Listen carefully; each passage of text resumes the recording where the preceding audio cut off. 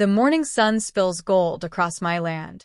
50 acres of rolling green, rows of fresh crops stretching towards the horizon.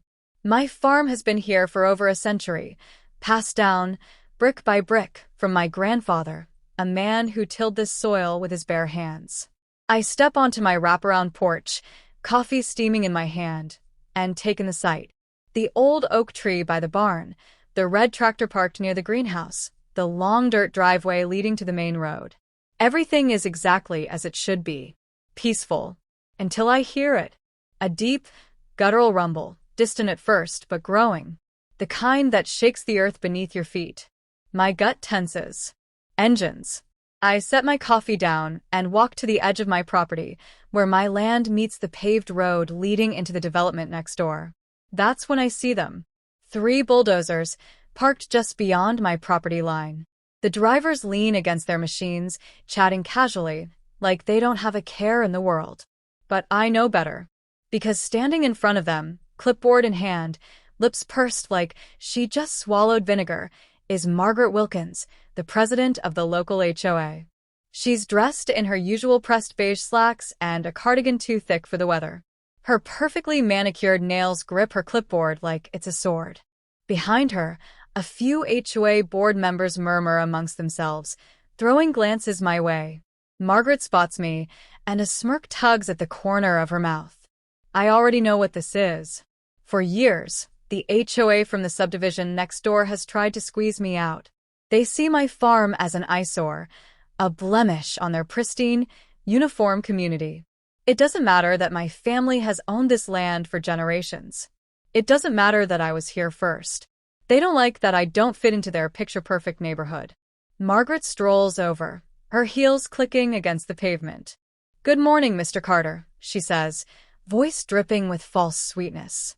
"Morning," I reply, keeping my tone even. She glances at my land, then back at me. "Lovely place you have here." I say nothing. She's not here to compliment my farm. Her eyes flick to the driveway, my driveway. "You might have noticed the equipment. We're about to begin a little project." I fold my arms. "And what project is that?" She smiles wider, but it doesn't reach her eyes. "The HOA has decided to expand the road leading into our community. For aesthetic purposes. We'll be repaving, adding streetlights, and ensuring everything adheres to a more uniform look." I glance at the bulldozers. "And where exactly do I fit into this project?" Margaret's smile doesn't waver. "Oh, you won't, dear. See, your driveway extends onto what we believe is shared land. And since it's so rustic, we figured it would be best to clear it." Rustic. I know what she means. I take a slow breath. This land isn't shared. It's mine. Margaret tilts her head, feigning confusion. "Are you sure about that?" And that's when I realize this isn't just about a road. This is a power play. A test. They don't think I belong here. And they're about to find out just how wrong they are. Margaret's smirk lingers in my mind long after she and her entourage retreat back into their pristine, cookie-cutter neighborhood. Something about the way she said, "Are you sure about that?" doesn't sit right with me. I know every inch of this land. My grandfather's hands carved the fence lines. My father's sweat mixed with the soil. The deed is locked in a safe inside my house. And yet, Margaret spoke like she had something up her sleeve. The next morning, I wake to an unfamiliar sound, metal clinking, voices murmuring. I throw on my boots and step outside. The air is thick with the scent of freshly disturbed dirt. That's when I see it. Surveyor stakes, bright orange, stuck into the earth like knives, running right through the edge of my property, right along my driveway. I crouch down, gripping one between my fingers. It's fresh. The dirt still clings to the wood. Someone was here last night, marking boundaries that aren't theirs to mark. Movement catches my eye. A man in a pressed polo and khakis stands near the road, tapping at an iPad. He doesn't look up, doesn't acknowledge me. I walk over, keeping my voice level. "Can I help you?" He barely glances at me. "Just finishing up some assessments for the HOA, sir." "Sir." Like he's trying too hard to sound polite. I glance at the stakes, then back at him. You do realize you're on private property, right? He taps his screen, still not looking at me. We have reason to believe this land falls under communal development jurisdiction. Just confirming the details. Communal development jurisdiction. That's HOA talk for we're going to take what we want, and you can't stop us. I step closer, lowering my voice. This land has been in my family for generations. Whatever you believe, I have the deed to prove you wrong. Now he looks up. His expression is blank, professional, but there's something beneath it, an arrogance, like he doesn't think I have the power to challenge him. We're just following protocol, sir, he says. If there's an issue, you can take it up with the board. I clench my jaw. The board. I already know how that will go. I stare at the stakes, my land carved up like it's theirs to claim. The tension in my chest coils tighter. Margaret isn't just testing me. She's making her move. And I need to figure out exactly what she's planning before it's too late. I don't waste time. By noon, I've pulled the original deed from my safe, the yellowed paper still crisp, every boundary clearly marked. I drive straight to the HOA office, a sleek, glass-fronted building that stands in stark contrast to my farm. Inside, the air is sterile, the walls lined with perfectly framed photographs of board members, Margaret's smug face front and center. A receptionist with a tight bun barely glances up. I need to speak with Margaret Wilkins, I say. She sighs, typing something lazily. Do you have an appointment? No, but she'll want to make time. I place the deed on the counter. It's about my land. That gets her attention. 5 minutes later, I'm in a conference room facing Margaret and two other board members, Robert, an older man with silver hair, and Lisa, a younger woman who avoids eye contact. Margaret folds her hands on the table, her smile all artificial warmth. Mr. Carter, what a surprise. How can we help you? I push the deed forward. Your people marked my land with surveyor stakes. That's trespassing. This deed proves my property lines haven't changed in over a century. I don't care what expansion plans you have. My land isn't part of them. Margaret slides the paper toward her, barely glancing at it before letting out a sigh. Oh dear. There's been a misunderstanding. Misunderstanding? I grit my teeth. Your team showed up on my land without permission, claiming my driveway is shared property. Robert leans forward, adjusting his cufflinks. We've been reviewing county zoning records, Mr. Carter. There's some ambiguity about your property lines. My hands curl into fists under the table. There's no ambiguity. The deed is clear. Margaret taps a manicured nail against the table. Records indicate that part of your driveway might be within an easement designated for community access. If that's the case, the HOA has the right to make modifications. I let out a sharp laugh. An easement? That's nonsense. She shrugs, voice as smooth as silk. It's a legal matter now, I'm afraid. I see it in her eyes, the satisfaction, the quiet confidence of someone who believes I can't fight back. But she's wrong. I gather my papers and stand. Then I'll take it up with the county. If you're lying about this, you're going to regret it. Margaret's smile tightens. Do what you must, Mr. Carter. Pushing back. Back at my farm, I make calls to a property lawyer, to the county records office. I spend hours combing through old documents. And that's when I find it. A forged zoning request, filed just weeks ago. Margaret and her HOA cronies had petitioned for an adjustment to the county's land records, claiming part of my driveway fell under HOA jurisdiction. It's all there in black and white, a blatant attempt to take my land by rewriting history. Fury burns through me. I call my lawyer, a sharp-witted woman named Denise, and within hours, she's with me, flipping through the documents with a grim expression. This is fraud, she mutters. They're banking on you not fighting back. She's right. They think I'm just some farmer, alone in this. They don't know who they're dealing with. The racial undercurrent. That evening, I head into town, stopping at a local diner where folks gather to swap news. I tell a few trusted neighbors what's happening. Reactions are immediate. They've been trying to get rid of you for years, Old Man Jenkins mutters. They just don't want you here, says a younger man, shaking his head. It's unspoken, but we all know what they mean. I've seen the way some of those HOA board members look at me, the way Margaret talks down, the way Robert barely conceals his disdain. They don't want a black farmer sitting on prime land next to their gated community. They don't want my history written into this town's future. But I'm not going anywhere. I look around the diner, the weight of history pressing against my chest.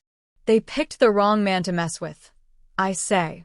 And tomorrow, I'm bringing the fight to them. The next morning, I dress with precision. Not for intimidation, but for clarity. I want them to see exactly who they're dealing with. Crisp shirt, dark jeans, boots planted firm on the earth. I refuse to give up. Denise, my lawyer, meets me at the county office. She's sharp-eyed and straight-backed, her presence alone a declaration of war. They won't see this coming, she murmurs as we step inside. Neither will they be able to stop it. Inside the zoning board's meeting hall, the tension is thick. Margaret Wilkins sits at the head of a polished oak table, Robert to her right, Lisa to her left. Other HOA board members fill the remaining seats, their eyes filled with quiet amusement. Margaret adjusts her cardigan, then offers me a smile too smooth to be real. "Mr. Carter," she says, feigning surprise. "How unexpected." I slide the manila folder onto the table.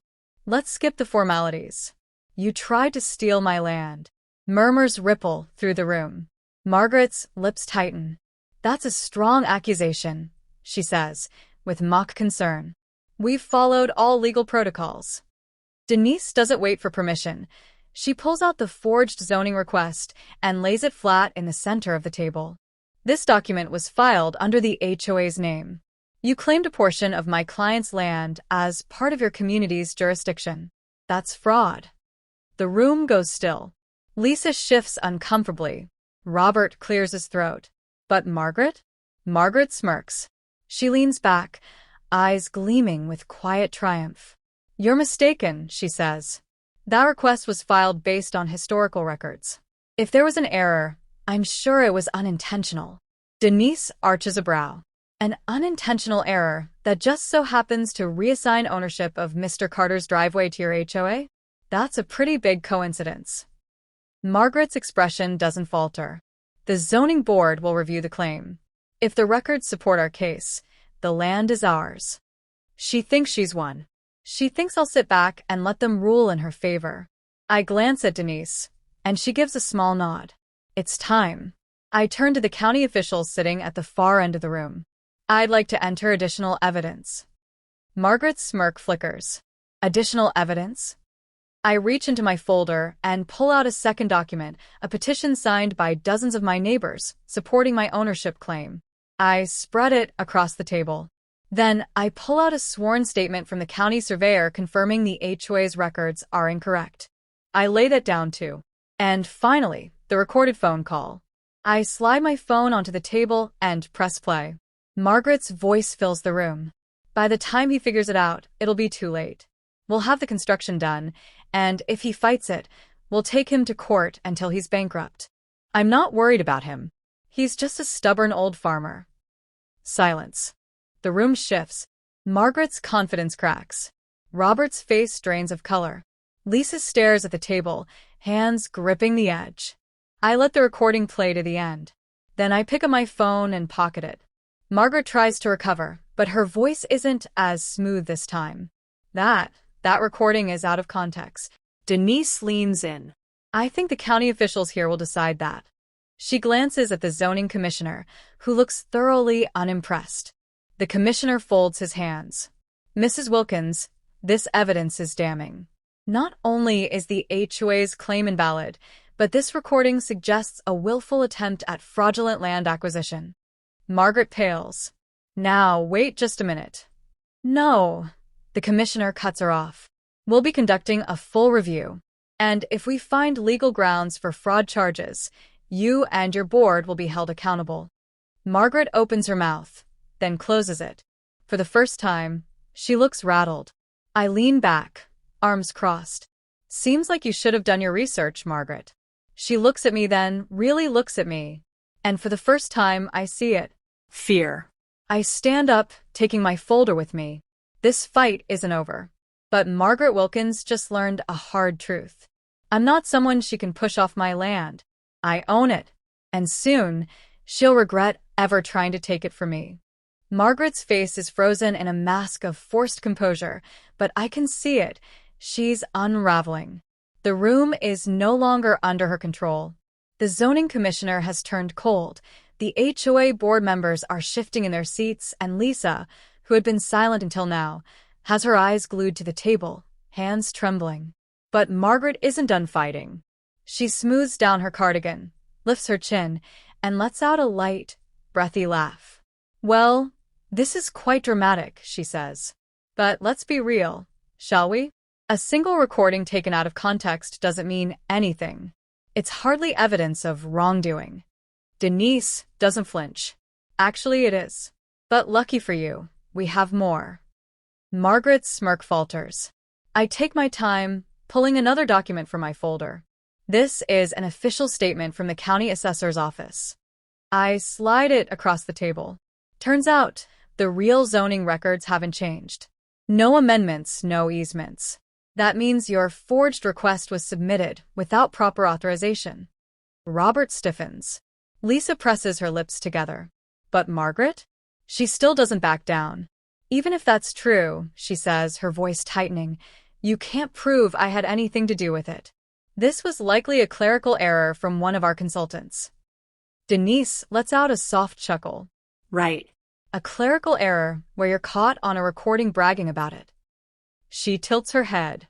That's a pretty convenient mistake. Margaret's fingers curl against the table, nails pressing into the polished wood.